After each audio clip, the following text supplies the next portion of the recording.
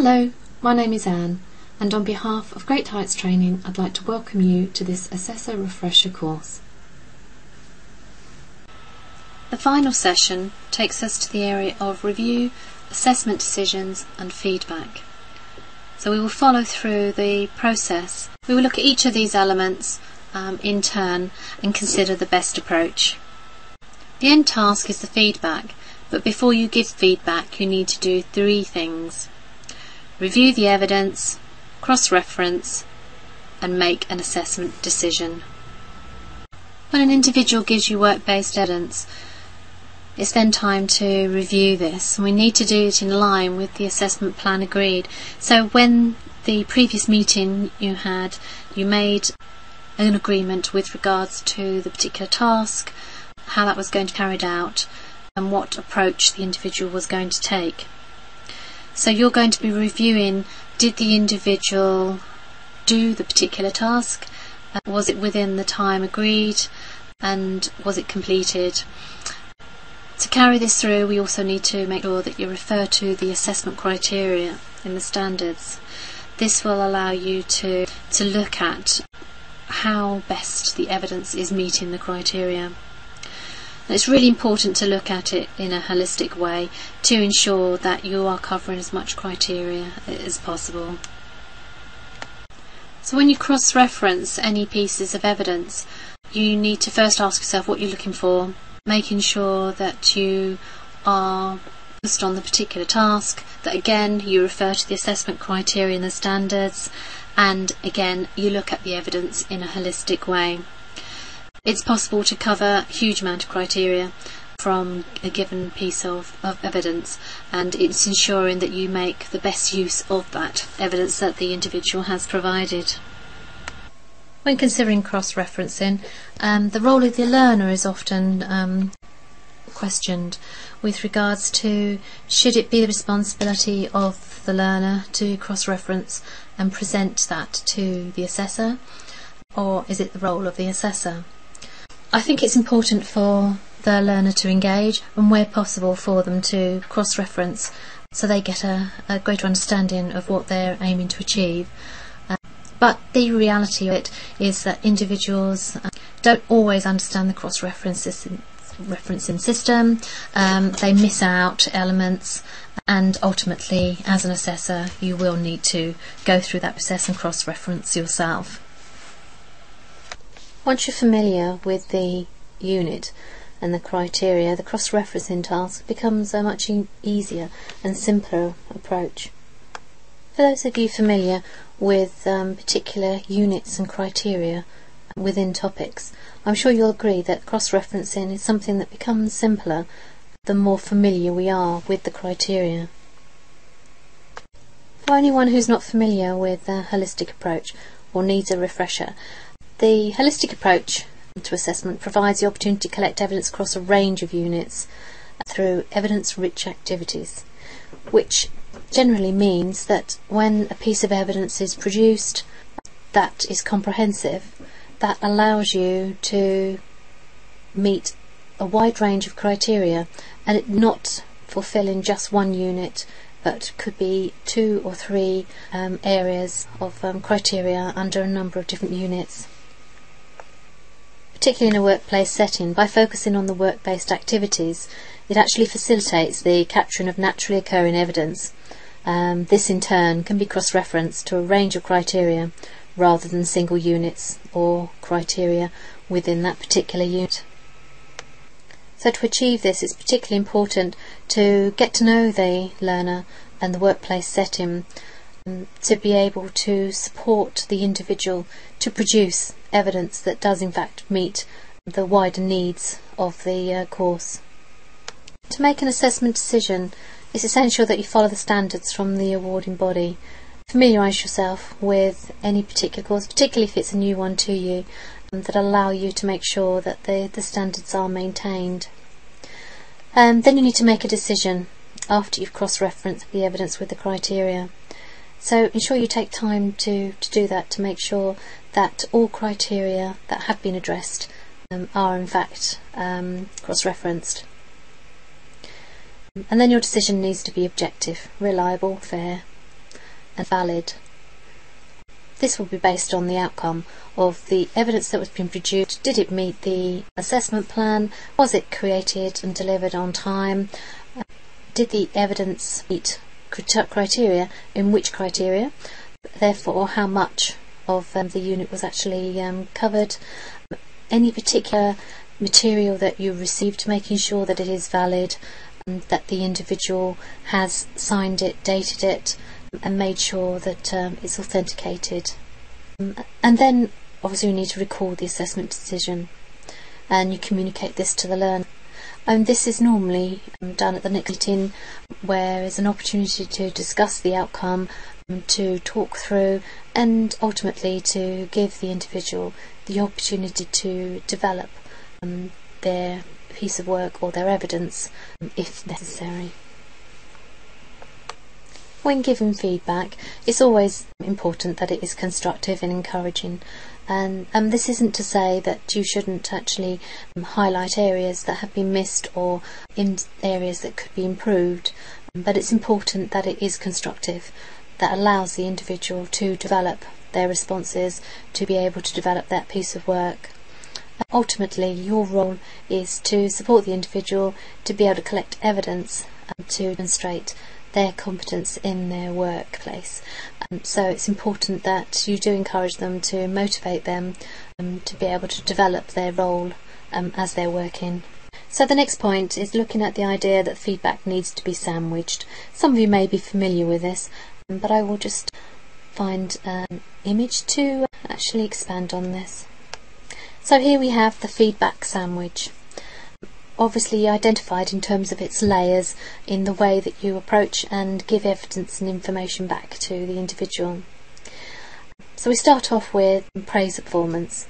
Really important to acknowledge the achievements of individuals, what's been achieved in terms of the actual work itself, meeting deadlines, and actually moving forward within their job role. Then we have the fill-in, which is any constructive feedback, highlighting any areas that could be developed. Within this, there are obviously going to be elements that are considered positive or maybe constructive in terms of maybe some weaknesses that may need to be addressed. Then it's important to always end on a positive note. Ensure that the individuals remain motivated to be able to continue with their tasks, to be able to meet the requirements of the course. Feedback is certainly an essential part of the training.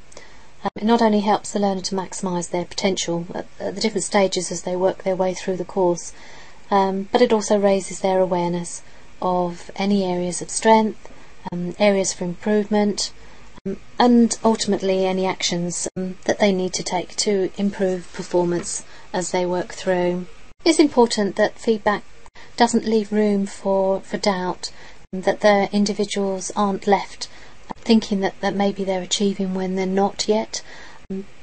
Within any qualification, there are often restrictions on how much time that individual can allocate to that. And although obviously the QCF framework does allow individuals to go back to their training, it's not something that necessarily people would choose to do. So by getting the feedback right, individuals can make sure that they achieve the first time. Also, learners actually do value the feedback, especially when it's been given by somebody who's credible, from an assessor that has knowledge and a background in the area that they're actually working. I think failing to give the feedback, it sends mixed messages and means that the individual, doesn't actually know about their own abilities, and ultimately there may be a lot of trust for the assessor with regards to their approach. People will often hear, individuals saying, I haven't heard anything back, I don't know how well I'm doing, and therefore obviously become demotivated and possibly lose interest in the course that they're doing. So to support this, there's probably a couple of things to remember. Obviously, always give feedback as soon as possible after the work has been completed, so that it is timely, and ensure that you focus on the positives. It needs to also be given privately, so that individuals are not embarrassed or put on the spot. So when you do go back into a workplace setting, ensure that it is a safe environment for an individual to receive feedback, particularly if there are areas that do need to be improved. It also needs to obviously be part of the overall process, so that you are continuing to build up respect with that individual. Feedback is also a two-way process. In the process of giving feedback, it's also important to encourage the learner to reflect and actually feedback to you in terms of considering things like, did it go to plan? Were they happy with the outcome? If not, why? If they were going to do it again, would they do it the same? Would they do it differently? How do they feel during the session? Do they think that they'd actually learnt something from that particular piece of evidence or creation of that particular task? So I think from an assessor's point of view, there are sometimes barriers with regards to providing effective feedback. And this may come from, first of all, from a fear of upsetting the learner if there's something that you feel that they should do or improve. If the individual is vulnerable in their workplace, in that they don't feel confident, then obviously it's very important the way you deliver the feedback, using the feedback sandwich approach to embed the elements that can be improved, but making sure that you've got that praise and positive note. If an area has been identified that does need improvement, it is really important that you do give guidance to the individual as to how that could possibly be improved. It may be something that you need to discuss with them, ask them how they would approach it, but support and guide them so that they are clear as to how things could be developed rather than being left to their own devices.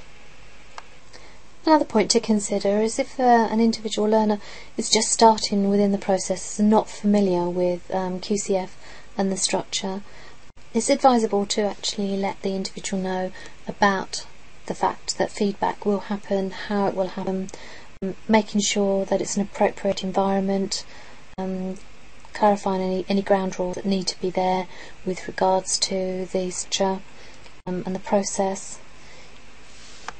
It often also helps to reinforce good practice that an individual may be doing with specific examples. So your knowledge of the sector is really important, as this allows the individual to gain a better understanding of some areas that may still need to be developed. The feedback sandwich is a great approach, but you do have to remember that some individuals, no matter how constructive, will not necessarily take criticism too well.